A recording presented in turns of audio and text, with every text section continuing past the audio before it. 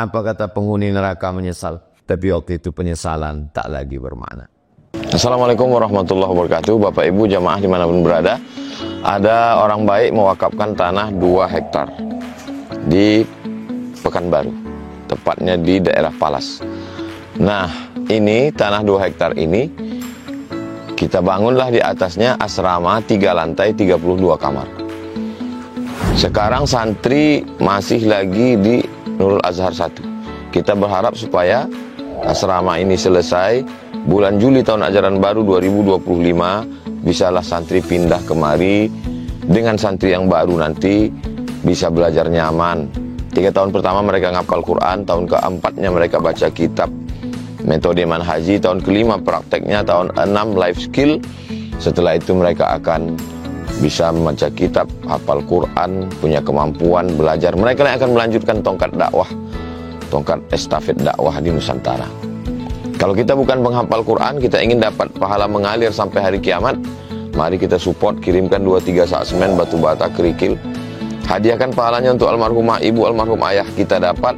Rezeki kita berkah, anak-anak kita soleh solihah, keluarga kita sakinah mawaddah warahmah, dan pahalanya pun mengalir untuk mereka. Kalau kita tak mampu menyelesaikan bangunan ini semua, jangan putus asa, kita bersama-sama insya Allah kita bisa.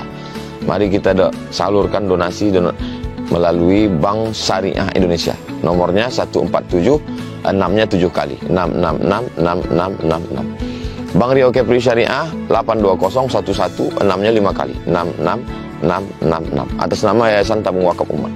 Jangan lupa kode transfernya 0101. Di akhir nominal transfer, misalnya 100.000, 1000001.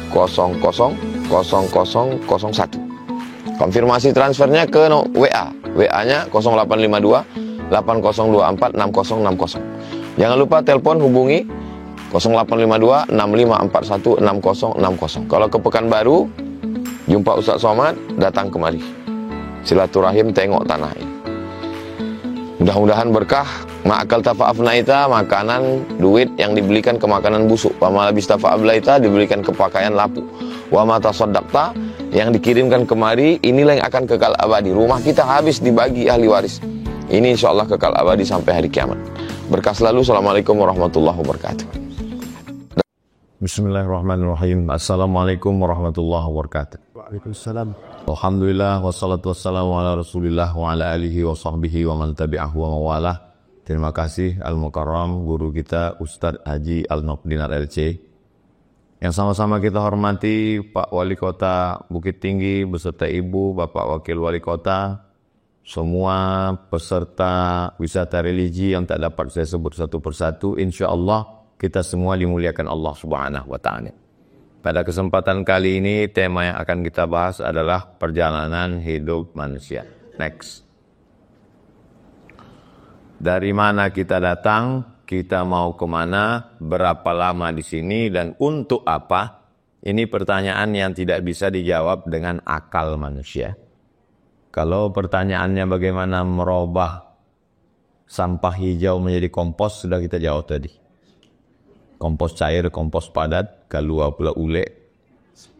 Tapi bagaimana perjalanan hidup kita ini, dari mana mau kemana, untuk apa, berapa lama, ini tak sanggup. Kata Sokrates, filosof dari Yunani, perlu umur 500 tahun untuk memikirkan itu, baru bisa menjawab. Sementara 70 kita udah pikun. 430 error. Mati, jadi kompos kita. Ya, jadi karena Allah sayang sama kita, dikirimnyalah Nabi Muhammad SAW. Nabi menerima wahyu untuk menjawab pertanyaan-pertanyaan ini. Next. Hidup ini seperti merantau. Kun fid dunya ka'annaka gharibun. Jadilah engkau hidup dunia ini seperti orang merantau. Merantau dari Bukit Tinggi, datang ke Pekanbaru, sampai batas waktunya akan kembali lagi ke negeri asal. Jangan pernah berpikir untuk hidup kekal abadi di tempat perantauan. Karena bagaimanapun juga kita akan kembali ke tempat asal. Maka selalu orang yang kembali itu kita katakan inna lillah wa inna ilaihi raji'un. Raji'un artinya pulang ke kampung asal. Next. Fase perjalanan manusia, lahir, merangkak, duduk, berlari, kuliah, sarjana, dapat duit 1 koper, sakit pinggang, mati. Simple, singkat. Perlu gambar ini nanti diambil untuk jadi gambar di handphone atau di laptop supaya ingat. Yang kanak-kanak mengingat merasa tua, yang masa tua tidak putus asa karena sesungguhnya semua fase dari perjalanan hidup itu sudah diberikan Allah Subhanahu wa taala. Ada yang sampai, ada yang tak sampai, tapi semuanya akan berakhir. Kalau ada orang yang berpikir seperti ini, maka lumrah dimanapun orang tinggal, apapun latar belakang pendidikannya, selalu berpikir seperti ini. Nanti kuliah, habis itu kerja, habis itu kemudian sukses dengan berbagai macam karir, habis itu berhenti dan kemudian mati. Tapi sebetulnya cara berpikir ini salah, tak betul. Karena setelah ini masih ada lagi perjalanan hidup menurut ajaran Islam, menurut Nabi Muhammad SAW. Lanjut. Inilah perjalanan hidup yang sesungguhnya. Berasal dari alam roh, pindah ke alam rahim, masuk ke alam dunia, pindah ke alam barzakh, berakhir di alam akhirat. Kalau yang tadi itu hanya baru 1 fase sampai ke alam dunia saja. Masih ada 2 alam lagi yang belum kita lewati. Karena alam itu tak nampak, maka yang tak nampak itu bahasa Arabnya ghaib. Ghaib tak nampak. Lanjut. Alam roh. Ketika itu berjumpalah roh saya, roh Ustadz Al-Nob, roh Pak Wali, roh Buya, Pak Wakil Wali Kota, roh Bapak Ibu semua. Jadi kalau ada di antara kita waktu berjumpa tadi, macam-macam seperti pernah jumpa tapi tak ingat. Sekampung tidak, satu kota tidak, satu kantor tidak. Di mana kita pernah jumpa? Berarti kita pernah jumpa di alam ruh. Kalau sama saya macam pernah jumpa, itu di alam YouTube. Kalau 1 namanya ruh, kalau 2 namanya ruhani, kalau 3 namanya arwah. Jadi kalau ada orang bertanya, yang mana yang betul nih Pak Ustadz? Ruh apa arwah? Kalau 1 ruh, kalau banyak arwah. Kalau bahasa Indonesia tinggal diulang aja 2 kali. Kalau 1 ruh, kalau banyak ruh-ruh. Dalam bahasa Arab ada bentuk plural, ada bentuk jamak. Jadi kalau ada yang mengatakan alam arwah, betul. Ketika itu belum ada darah, belum ada daging, belum ada kuku, belum ada bulu, belum ada tulang, belum ada sumsum. Hanya ruh saja. Allah bertanya kepada semua ruh, alastu bi rabbikum, bukankah aku ini Rabb kamu? Semua ruh menjawab, bala syahidna, kami bersaksi, engkaulah ruhkan. Jadi sesungguhnya kami masuk ke hutan Talang, ke Sakai, ke Akit, ke suku laut, bukan mengislamkan mereka. Mereka sudah Islam, ruh mereka sudah Islam. Tapi begitu berjumpa dengan jasad, lahir di hutan, lahir di laut, lahir di sampan, lupa dia dengan Allah. Diingatkan lagi. Tugas kita adalah mengingatkan orang. Karena kami tak sanggup, maka dididik anak-anak mereka. Itulah tadi yang Bapak Ibu lihat di pesantren. Nanti setelah dia hafal Quran, setelah dia bisa baca kitab kuning, dia akan dikirim lagi kembali. Maka kita mendapatkan balasan pahala sebagai menyampaikan dakwah Islam. Sehingga nanti kalau kita mati menghadap Allah ditanya, sudahkah kau sampaikan ke suku laut, suku Akit, suku Sakai, suku Talang? Alhamdulillah sudah, melalui anak-anak pesantren. Lanjut. Setelah itu pindah ke alam rahim. 40 hari dalam bentuk air, 40 hari dalam bentuk darah, 40 hari dalam bentuk daging. Setelah itu ditiupkanlah ruh. Lalu kemudian 9 bulan 10 hari, lahirlah ke dunia dengan berbagai macam tempatnya. Ustadz Al-Nob lahir di Solo, saya di Kabupaten Asahan, Sumatera Utara, Pak Wali di Bukit Tinggi, berjumpa di Hotel Premier. Hari ini kita sudah ditakdirkan, ditetapkan untuk bertemu. Alhamdulillah bertemunya di majelis yang baik. Mudah-mudahan senantiasa kita istiqomah dalam kebaikan. Tidak pernah kita meminta tempat itu semua. Tidak ada malaikat datang membawa kertas lalu request. Mau kemana? Solo, Bukit Tinggi atau Pekanbaru? Tak bisa. Itu sudah takdir Allah Subhanahu wa ta'ala. Ini semua kita terima. Tapi hidup ini pilihan. Menjadi orang baik atau menjadi tidak baik. Menjadi orang soleh atau tidak soleh. Menjadi orang bersedekah atau pelit. Menjadi orang sukses atau gagal. Kita diberikan Allah mata, telinga, tangan, kaki, akal, pikiran, kemampuan, kodrat, iradat. Lalu kemudian kita memilih. Wa nafsi wa ma sawwaha fa alhamaha fujuraha wa taqwaha. Ini jalan kiri, ini jalan kanan. Yang baik, ini balasannya. Yang buruk, ini balasannya. Itu adalah pilihan. Lanjut. Kamu diciptakan, kata hadis Nabi, begitu detailnya. Sementara dokter SPOG, spesialis jin, baru menemukan ini sekitar 200 tahun belakangan. Sebelum itu 1400 tahun yang lalu Nabi sudah bercerita. Dari mana seorang Muhammad SAW yang tak bisa tulis baca, tinggal di masyarakat primitif, suku Badui, tidak bisa punya peradaban, tapi bisa tahu apa yang ditemukan oleh manusia modern. Maka sesungguhnya ini Allah ingin menunjukkan mukjizat Nabi Musa bisa membelah laut, mukjizat Nabi Isa menghidupkan orang mati, tapi mukjizat itu berakhir. Sedangkan mukjizat Nabi Muhammad SAW kekal abadi. Mudah-mudahan ada di antara anak kita yang penghafal Quran itu menjadi dokter spesialis. Sehingga nanti ketika mereka menjelaskan ayat-ayat Quran, hadis Nabi, orang percaya. Kalau saya yang cerita tentang teori ini, apa kata orang? Entah iya, entah tidak. Karena tak ada ilmu saya di situ. Man takallama fi ghairi fannihi ata bil ajaib. Siapa yang bicara bukan pada bidangnya, nanti bicaranya ajaib-ajaib, aneh-aneh. Lanjut.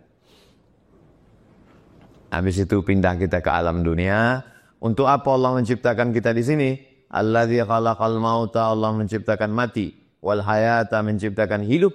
Ada hidup, ada mati. Tujuannya liyabluwakum ayyukum ahsanu amala. Siapa yang paling baik amalnya. Jadi kalau cerita tentang amal, tidak ada istilah purna bakti, tidak ada istilah masa kerja, masa pensiun, karena selama hayat di kandung badan, selama ruh bersemayam dalam jasad, selama jantung masih berdetak, selama nafas masih berhembus, maka kita tidak pernah berhenti beramal. Mungkin hanya tempat pengabdian saja yang berhenti, tapi amal tetap terus. Sampai akhirnya kita mati dalam keadaan husnul khatimah. Lanjut. Hidup, mati. Antara hidup dan mati ada amal. Jadi kalau ada orang, bosanlah saya dengan ceramah nih Pak Ustaz. Amal. Sampai kapan lah berhenti beramal nih? Sampai malaikat maut datang. Begitu malaikat maut datang, berhenti beramal, terbujur kaku, tak wajib sholat, tak wajib puasa, tak wajib baca Quran, tak wajib zikir. Habislah sudah, karena masa kita beramal itu hanya dari mulai akil balik sampai malaikat maut mencabut nyawa. Setelah itu orang lainlah beramal untuk kita. Dari mulai mengkafankan, memandikan, menyolatkan, menguburkan. Untuk diri kita sendiri pun kita tidak beramal, amal orang lain. Sampai sholat pun disolatkan. Jadi siapa yang sudah mulai rasa-rasa malas sholat, siap-siaplah untuk disolatkan. Karena ada orang lain yang akan beramal untuk diri kita. Hidup manusia itu seperti tanaman, tumbuh, bertunas, berbatang, bercabang, lalu kemudian kering, hancur, berderai, mati, habis. Dulu yang tinggal di Pekanbaru ini datuk-datuk.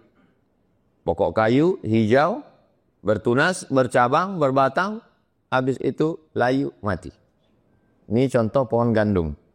Pecah bijinya, keluar tunasnya, hijau, kuning, layu, mati. Ustaz Al-Nob sedang hijau-hijaunya. Saya hijau udah agak kuning sedikit. Habis itu kita pun akan layu dan mati. Dulu menunggu layu baru mati. Sekarang kena COVID langsung mati. Tak pakai layu-layu lagi. Jadi Allah kalau ngasih perumpamaan itu tak jauh-jauh. Contohnya yang dekat-dekat saja. Cuman sekarang untuk mencerita contoh yang dekat tak pula bisa. Karena kalau pokok ini kita umpamakan plastik semua. Tak layu-layu. Lanjut. Hakikat hidup. Permainan, senda gurau, saling bangga-membangga, berapa rumah, berapa anak, berapa pangkat, berapa jabatan, berapa golongan, saling berbanyak-banyak dalam hal, banyak ini, banyak ini, banyak ini, seperti tanaman yang hijau, menguning, kering, binasa. Yang kekal abadi hanya di akhirat. Boleh berbangga anak? Boleh. Tapi anak yang dibanggakan, waladun solihun. Boleh berbangga harta? Boleh. Tapi harta yang kekal hanya shadaqatun jariyah. Boleh berbangga rumah? Boleh. Tapi rumah yang kekal abadi hanya rumah yang diwakafkan untuk rumah Quran. Boleh berbangga luas tanah? Silakan. Tapi tanah yang kekal abadi hanya tanah yang dibangunkan lembaga pendidikan. Yang lain daripada itu hanya akan dibagi ke ahli waris. Mereka pergi ke BPN, ganti akte, tulis nama, dibagi-bagi. Kalau sempat mereka kita didik, itulah yang mengalir. Kalau tidak, maka dia hanya sekedar menjadi kenangan semata. Dulu punya Pak Pulan, dulu punya Ibu Pulan. Sekarang hanya tinggal masa lalu. Lanjut. Dari mulai sperma berubah menjadi darah, menjadi daging, menjadi sesosok anak kecil bayi, lalu kemudian remaja, dewasa, kemudian tua, dan pada akhirnya kita semua akan mati menghadap Allah Subhanahu wa ta'ala. Proses perjalanan hidup manusia. Siapapun orangnya, mau orang kaya, mau pejabat, mau alim ulama, mau rakyat jelata, semua akan melewati proses ini. Pada akhirnya akan mati menghadap Allah Subhanahu wa ta'ala. Kekal abadi, amal jariah, sedekah jariah, salat, zikir, baca Quran, itulah yang akan menjadi bekal menghadap Allah Subhanahu wa ta'ala. Terus hidup berani memilih. Mau hidup dengan cara jahiliyah, silakan. Mau hidup dengan cara Islam, silakan. Islam mengajarkan kita menjadi makhluk yang bertanggung jawab.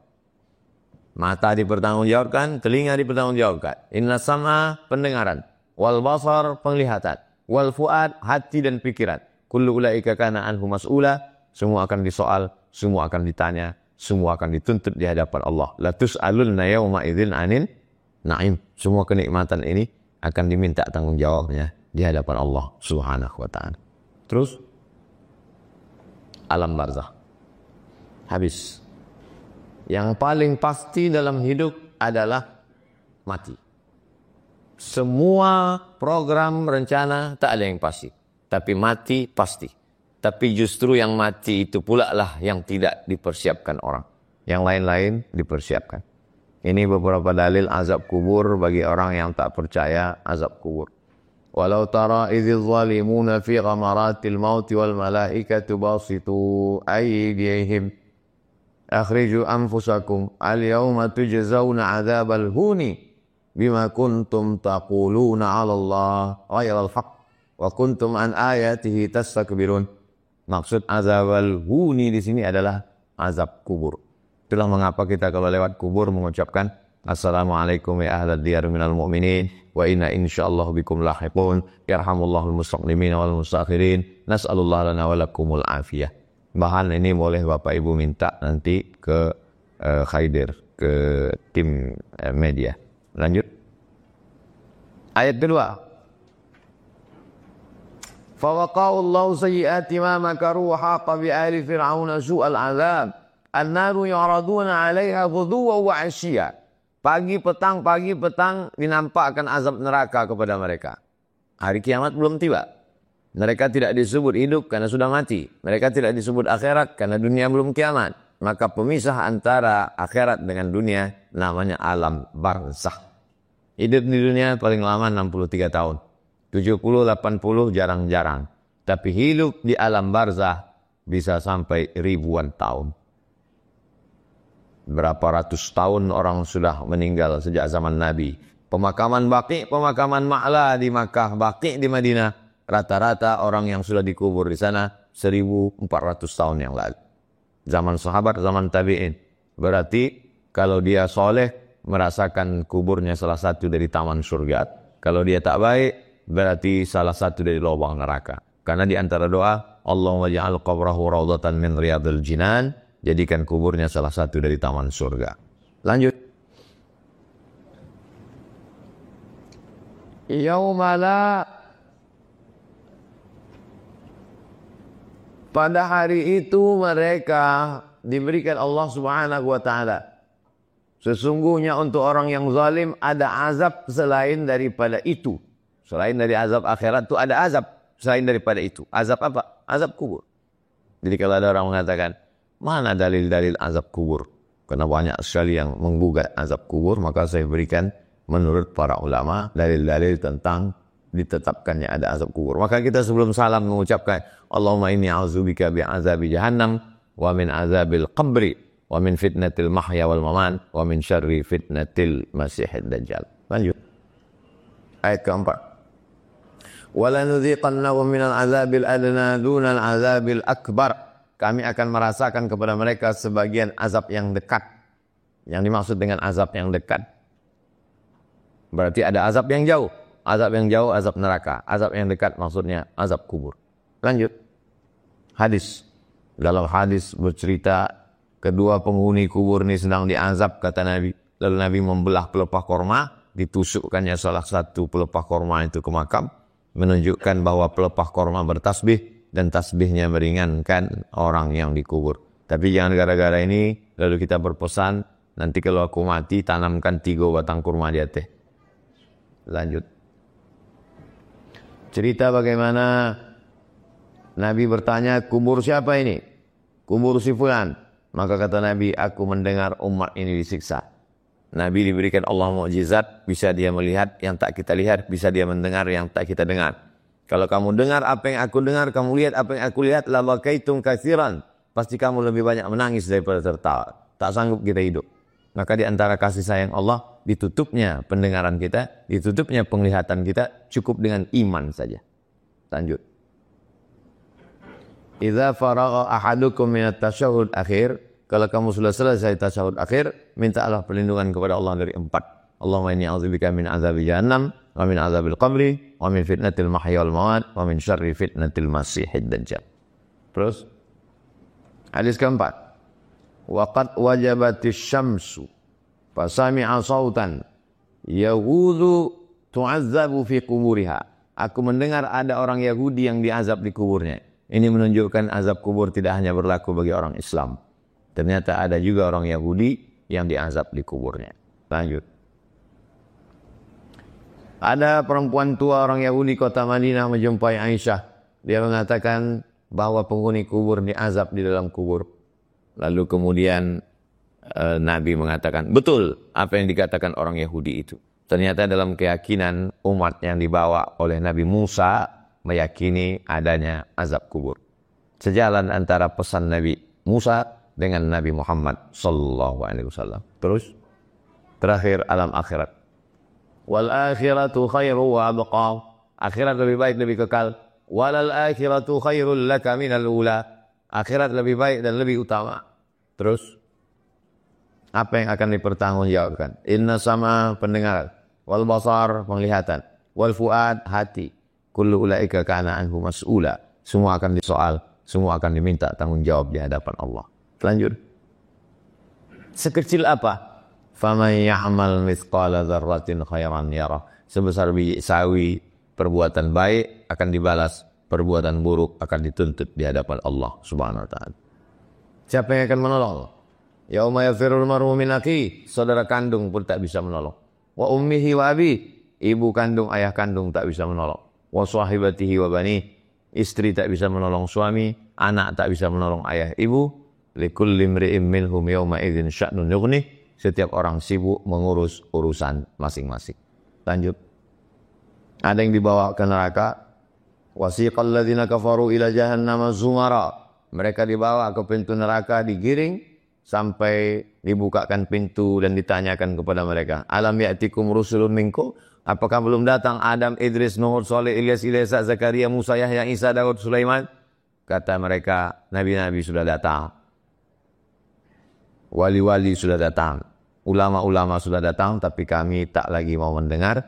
Maka kata Allah, udkhulu abwaaba jahannam, masuklah kamu ke dalam neraka jahannam, khalidina fiha, kekal selama-lamanya. Terus, tapi ada pula yang dibawa ke surga. Sampai di surga, apa kata malaikat penjaga surga? Salamun alaikum, selamat untuk kamu. Tibutum, kamu sudah berbuat baik.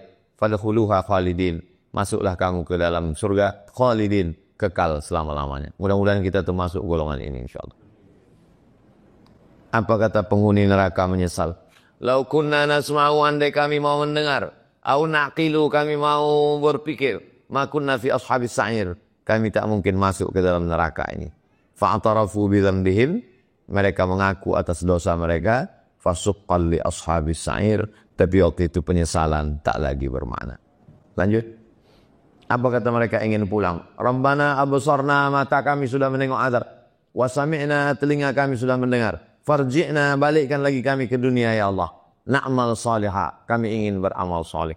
Tapi waktu itu penyesalan tak ada gunanya, karena dunia tak mungkin dibalikkan lagi. Tinggal hanya menerima konsekuensi dari segala perbuatan, mata, telinga, tangan, kaki, napas. Semuanya diminta tanggung jawab di hadapan Allah Subhanahu wa ta'ala. Singkat, tapi sangat beresiko. Ada lahir, ada mati, ada amal, bekerja sama dalam kebaikan. Wa ta'awanu 'alal birri wa taqwa wa la ta'awanu 'alal ismi wal 'udwan. Semua yang kita lakukan, kita ucapkan, kita perbuat akan dituntut di hadapan Allah, dan saat itu tak lagi ada pengacara yang bisa kita bayar. Lidah tidak lagi bisa bergerak. Al-yawma naftimu 'ala afwahihim wa tukallimuna aydihim wa tashhadu arjuluhum bima kanu yaksibun.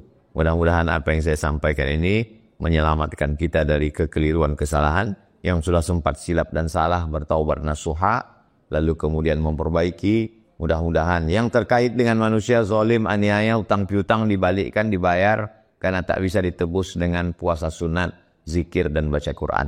Adapun yang kepada Allah bertaubat, mudah-mudahan taubat kita diterima sebagai taubat nasuha.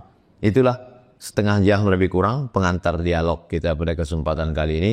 Ada hal yang ingin ditanyakan, kita akan bahas dalam tanya jawab. Selanjutnya saya kembalikan ke moderator Al-Mukarram Ustadz Al-Mabdinar LC. Terima kasih. Wassalamualaikum warahmatullahi wabarakatuh. Salam.